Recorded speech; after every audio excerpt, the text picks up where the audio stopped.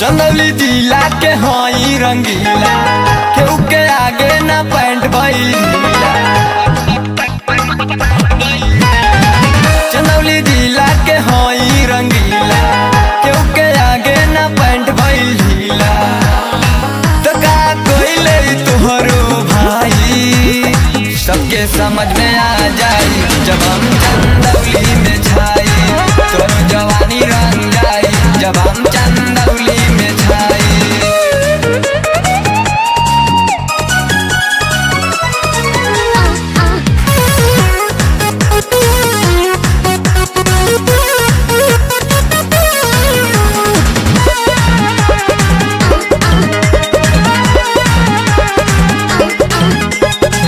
अमृत जैसन चढ़ल जवानी देखी के मुहवा में आ जाला पानी। अमृत जैसन चढ़ल जवानी देखी के मुहवा में आ जाला पानी।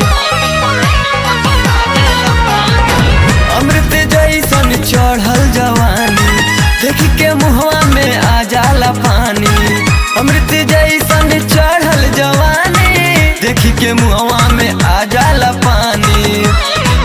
तो बोला मनवा के कैसे मनाई तोरो जवानी रंग जाई जब हम चंदौली में छाई। तोरो जवानी रंग जाई जब हम चंदौली में छाई।